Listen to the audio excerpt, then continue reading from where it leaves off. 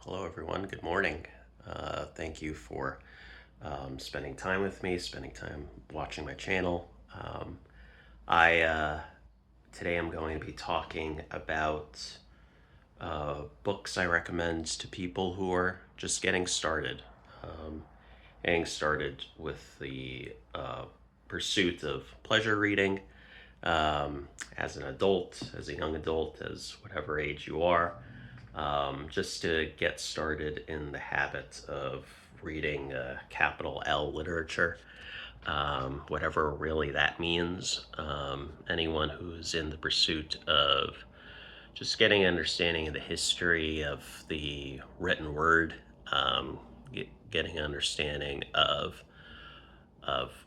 the world of fiction, the world of philosophy and nonfiction, beyond just reading the contemporary literature, the bestsellers, beyond just the books that are um, really well marketed. Um, and but before I go into my little guide and recommendations about what to read, a little update on what I've been reading. So I finished Shadow Ticket. So here it is, Shadow Ticket, Thomas Pynchon. Um, and I had a lot of complaints about it. I don't dissuade people from reading it, but it was, for me, probably ended up being my least favorite Pynchon that I've read thus far. Mainly that has to do with the fact that, I mean, I've read, this is I believe, the fourth Pynchon book I've read. So I kind of, at this point, have an understanding of what I do and don't like about the writer. Um, so what I do like about the writer is I like his quirky characters. I always laugh whenever I read his books. I like his exploration of paranormal activity and his ability to create characters that feel quirky, that feel almost uh, cartoony in a good way. Characters are um, that are exploring spaces that have historical significance. His interest in that his books focus, kind of create a caricature of American history in a lot of ways. So almost every book by him focuses on a particular time period. Um, and So, for instance, um, some uh, every single book takes place in a different time period. This one in particular takes place during the World War I, just before World War II. Takes place in both Milwaukee and in Fiume, which is near Italy or in Italy. Um, and and it is about the rise of fascism. That becomes more of the theme towards the end. But what I don't like about him, um, what I find to be his weaknesses, is that he has a lot of ideas in his head and he doesn't fully um, pursue. Doesn't always fully elaborate on them, especially in the case of Shadow Ticket, which is his second to shortest book. His shortest book being Crying a Lot 49. Um, and what and this book is, I think, short of 300 pages, and there are a lot of scenes that I remember that are great scenes, funny scenes, but they feel a bit disconnected. in a lot of ways. The more I think about them, and the main character in this book, Hicks McTarget, is not doesn't really act as a glue to connect all these scenes in the way that Adipama is the glue that connects the very wacky and zany story in Crying of Lot 49. Um, and I definitely think that Shadow Ticket is really for those hardcore Thomas Pynchon fans. Um, it feels in a lot of ways a kind of just an unused version of Against the Day. Um, and it might perhaps be that. Tone, in terms of the tone of the book, it doesn't quite feel as complicated as Against the Day. It feels more uh,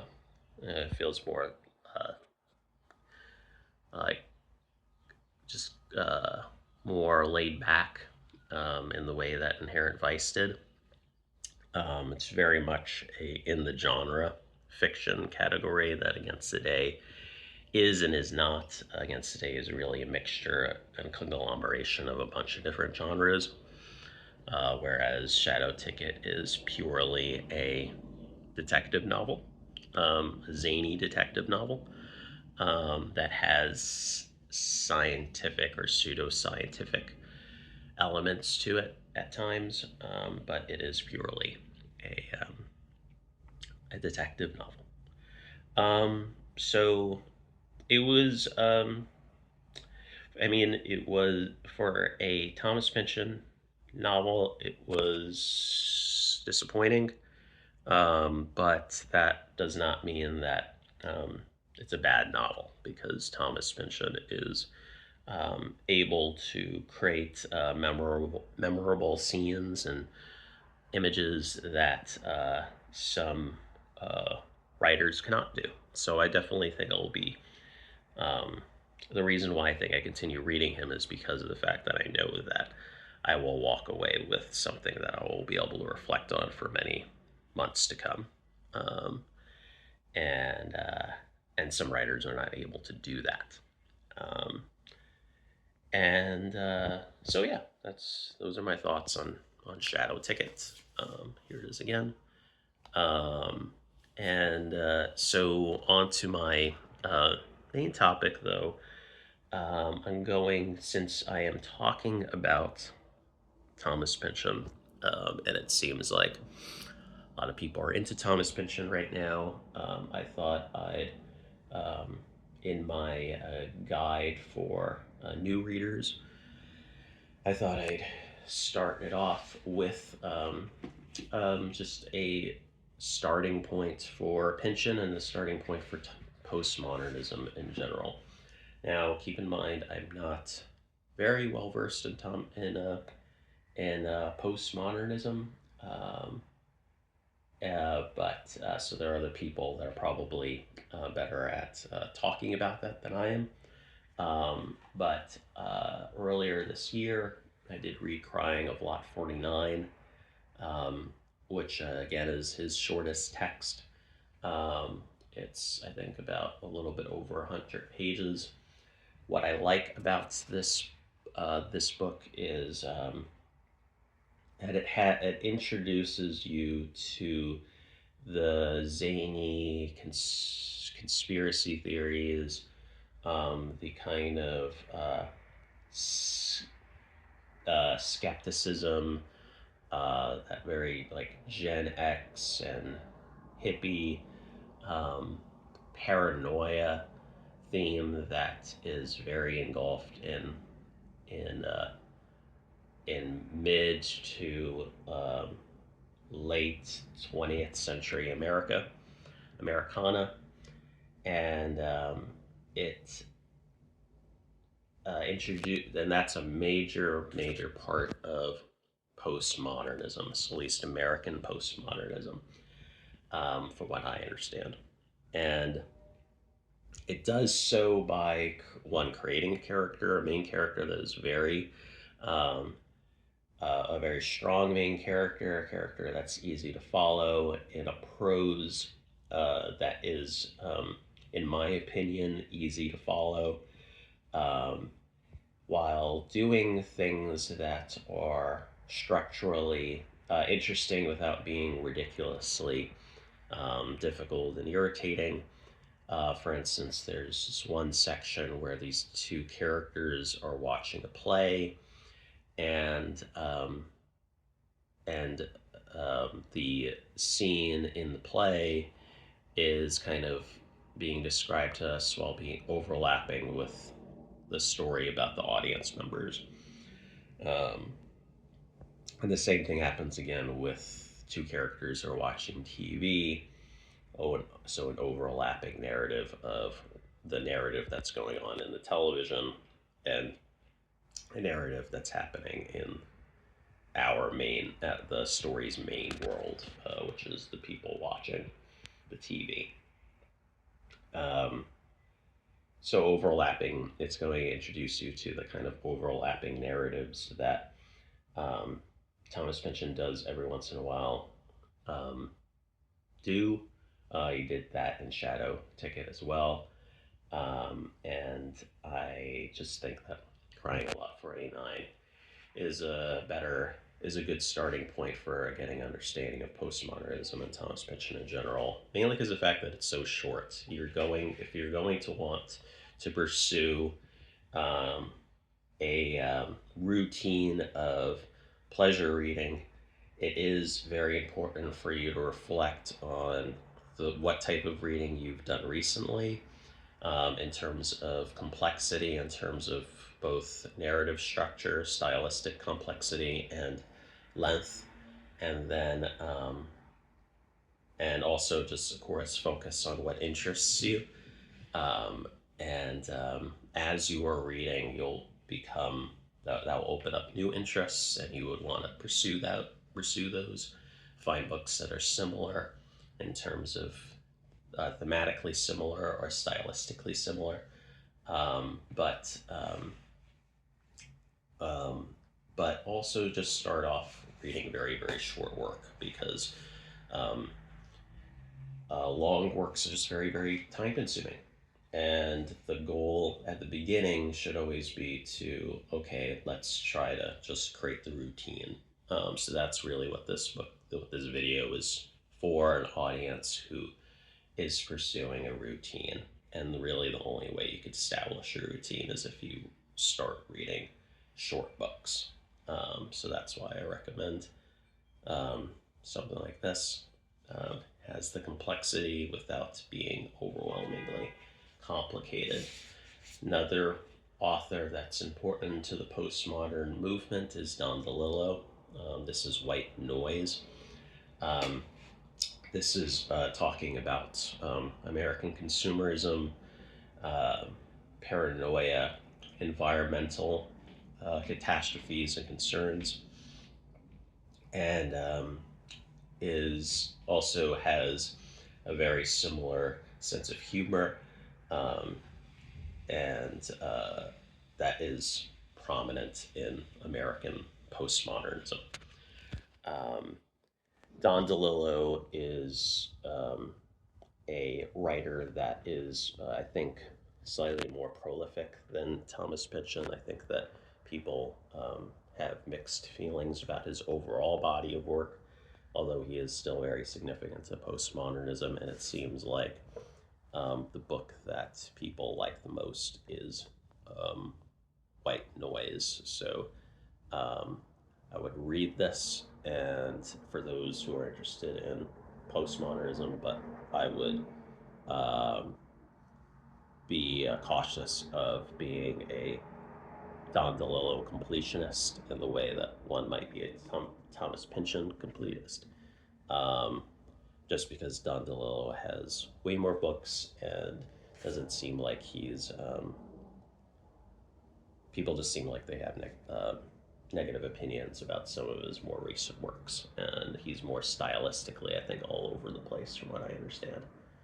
Um, so another rabbit hole one might go down is American history, excuse me, American literature. And you can learn about American history through American literature.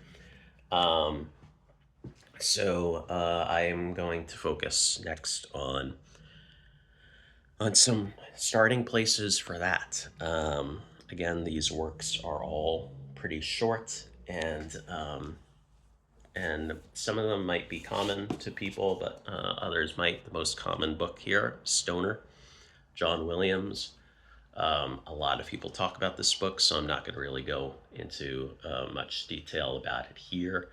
Uh, I think that it is, even if you end up not liking this book, I think that it's still worth reading, um, and um, and just is becoming gradually more and more of an important text within American literature. I believe this was published in either the 50s or the 60s, and it talks about intellectual pursuits, the love of literature. It has it's very character driven, so there's a lot of character dynamics of characters of men's relationship with men's like platonic relationships and friendships with other men, as well as more romantic relationships um, between the main character, and at least two other women that I won't go into for lack of for to avoid spoiling it. But it is an important text, even if you end up not liking it, which some people don't like it. Um, but I would still put that on this list. I would feel weird not putting it on the list. This is a very different text. This is the Peregrine by J.A. Baker. What this does is this is technically, well, it is arguably a work of nonfiction. It is a collection of observations of that a man took um, and while writing about observations of falcons and their kind of animal behavior during a weekend, and it's a very poetic text. It has no real plot. It's very contemplative and it's very much a book about the reflection of a man's reflection with nature and an interaction with nature. May be very similar to uh, transcendentalism. I haven't read enough transcendentalism, but if that might get you down a kind of rabbit hole, even though I don't think that J.A. Baker was a transcendentalist, it is. There are a whole bunch of works that focus on this theme of man and nature, and so that might it's a very beautiful text on a sentence by sentence level because it's and it's also a book that you would probably benefit you by reading slowly. I think it really encourages slow reading. So if you're a person that kind of gets kind of anxious while reading, um, and maybe when you're reading, you feel like you're not doing anything for long periods of time, and you just kind of feel like you want to rush through something. I think this encourages a much slower approach. I think that you would get more out of it if you read it slowly.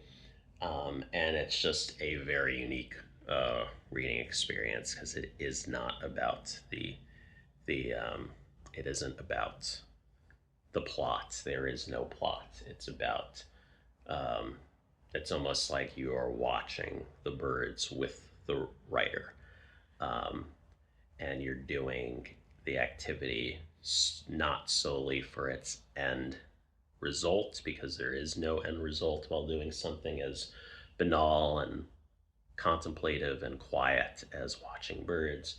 Um, it's um, it's just a very slow experience that is very beautiful once you complete it, I believe. And I would like to reread it. Another writer that I think is underappreciated, doesn't get enough attention on the internet or anywhere else, I don't think, at least doesn't feel like way, is Glenway Westcott, an American expatriate living in the United States, excuse me, living in Europe, much in the same way as Ernest Hemingway did, um, and Juna Barnes. So in that whole realm of American writers of, I guess, the Lost Generation. Um, I have two books here. One is The Pilgrim Hawk, and the other one is Apartment in Athens. They are very different books, I would say. Pilgrim Hawk is a quieter novel, I would say. They're both quiet novels, but I would say this one is more of about solely about relationships, and with some minor historical things happening in the backdrop, if I remember. This happens in what this is a 1 day event. It's a party, and it's about a kind of relationship between these, I think, two groups of couples, and who bring a hawk to a party, and it's just a very it's a character driven relationship dynamic.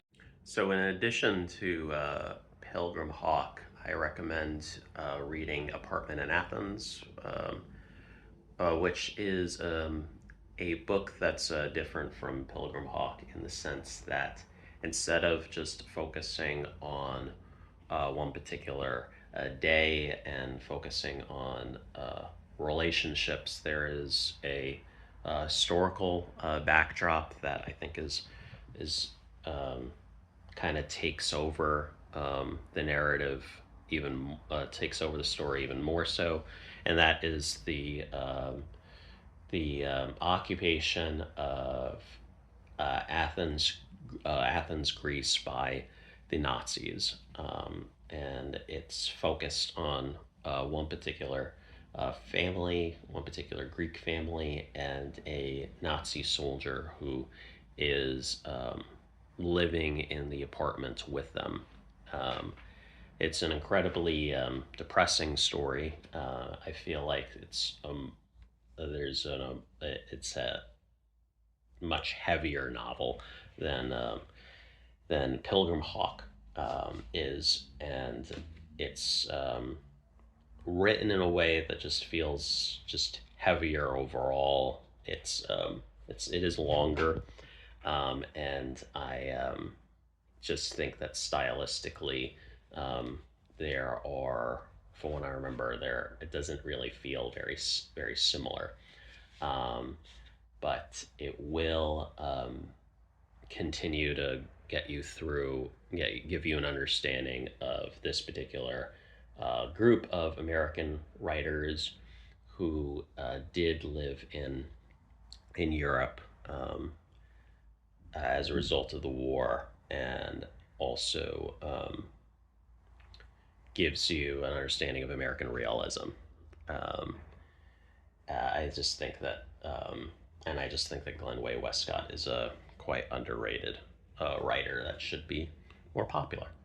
Um, and staying in the realm of American realism, a writer that I cherish very deeply is Raymond Carver. He's a writer that I became familiar with as a teenager, and is still an important writer to me. He is writing about um, relationships between people who are of working class American white families, and white men, and it's kind of um, dialogue heavy, that in a very similar way that Ernest Hemingway can be, but is written in a way that does not feel like Hemingway. It doesn't feel like another writer that's trying to sound like Hemingway. I think that Carver has his own unique style of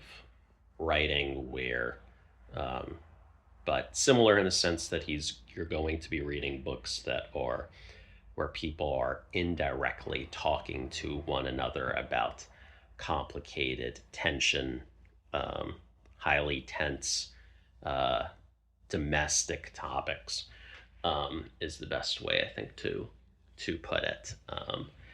And and just reading a collection of short stories is always a good way of getting one into uh, into reading. It's less of a commitment. It will go by faster. So yes, here's another one, and really any collection. This right here is called "Where I'm Calling From." What I noticed with Raymond Carver's um, Raymond Carver books is that you will find a lot of the same stories in multiple different collections. Um, and so I'm not really recommending any particular collection of short stories. Just any collection of Raymond Carver should be fine. Um, so um, Another collection here are like if you want to branch out beyond the domain of America, since we focused this first part on American literature. Here are just some three books that I thought of that are short that will give you an understanding of uh, a work the beyond the states.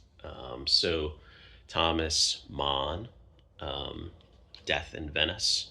This is a work of a modernism, I think it would be called, and it is focusing on a middle-aged man's vacation in Venice, and is focusing on themes of of the death drive, I would say, and also alludes to classical text, I believe, a Homeric mythological work towards the end, and it's got a good sense of both just it will give you an understanding of modernism's focus on the internal rather than the external. Um, what I mean by that um, is that it's going to give you understanding of the way modernists' interest in how the brain works and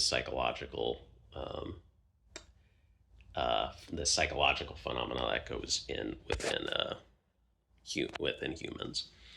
Um, and Another book is Yukio Mishima. This is Star, very short novel. This is Japanese literature, 20th century Japanese literature, and it focuses on a actor. It's going to give you an understanding of Yukio Mishima's interest in um, writing about the physical body and physical beauty um, and masculinity, and the kind of mental torture that goes through fixating on themes that are related to beauty. Let's try to speed this up a little bit. So another one is Michael Kohlhaas, Heinrich von Kleist. So this is a work of I think 1700s German literature, um, and it is kind of reminds me of a Coen Brothers movie in a lot of ways. And that's because um, it's just a very wild story. It's kind of weirdly funny from a 20th century, 21st century perspective, because it is a revenge story to such an extreme extent. Um, I think that there are other works that have parodied this work, or used it. And I think that El Doctoro has alluded to it in Ragtime. I've not yet read it, but um, and also the South African writer Jam Coates, I believe, has a book called I think The Legend of Michael Kay, and I think that that's a retelling of that story. It's about a man who is seeking revenge for I think stolen horses, and for the so yeah, I think that concludes my video, my guide towards guide for some short books that will help you to maintain a routine of pleasure reading, specifically pleasure reading um, of capital L literature, whatever you want to call that. But thank you very much for watching, and I will see you in the next video. Take care.